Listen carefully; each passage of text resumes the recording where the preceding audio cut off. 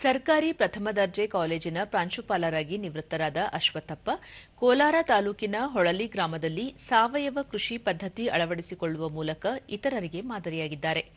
ತಮ್ಮ ಜಮೀನಿನಲ್ಲಿ ವಿವಿಧ ಬಗೆಯ ಹಣ್ಣು ಹಂಪಲು, ಜಾನುವಾರುಗಳಿಗೆ ಮೇವು ಬೆಳೆದು ಅವುಗಳನ್ನು ಉಚಿತವಾಗಿ ನೀಡುವ ಮೂಲಕ ವಿಶಿಷ್ಟ ಸೇವೆಯಲ್ಲಿ ನಿರತರಾಗಿದ್ದಾರೆ. ದೂರದರ್ಶನದೊಂದಿಗೆ ಅಶ್ವತ್ಥಪ್ಪ ಸಾವಯವ ಗೊಬ್ಬರವನ್ನು ಬಳಸಿ 170ಕ್ಕೂ ಹೆಚ್ಚು ವಿವಿಧ ರೀತಿಯ ಗಿಡಮರಗಳನ್ನು ಬೆಳೆಸಲಾಗಿದೆ.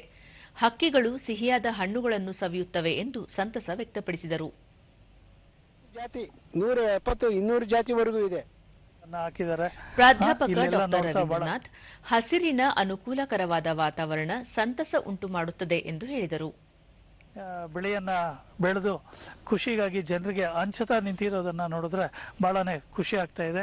ಇವರ ಒಂದು ಪರಿಶ್ರಮಕ್ಕೆ ನಾವು ಬೆಲೆನೇ ಕಟ್ಟಕ್ಕೆ ಆಗ್ತಾ ಇಲ್ಲ. ಅಂತ ಒಂದು ಇದನ್ನ ಇಲ್ಲಿ ಮಾಡ್ತಾ ಬಹಳ ಖುಷಿಯಾಗಿ ನೆಮ್ಮದಿ ಜೀವನವನ್ನ ಇವರು ನಡೆಸ್ತಾ ಇದ್ದಾರೆ.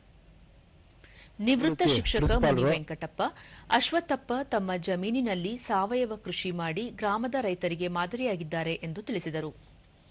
ಅವರು ಎಲ್ಲ ರೀತಿಯ ಬೇಸಾಯವನ್ನು ಮಾಡ್ತಾ ಇದ್ದಾರೆ. ಅಲ್ಲಿ ಹೋದವರಿಗೆ ಹಣ್ಣು ಹಂಪುಗಳನ್ನು ಕೊಡ್ತಾರೆ.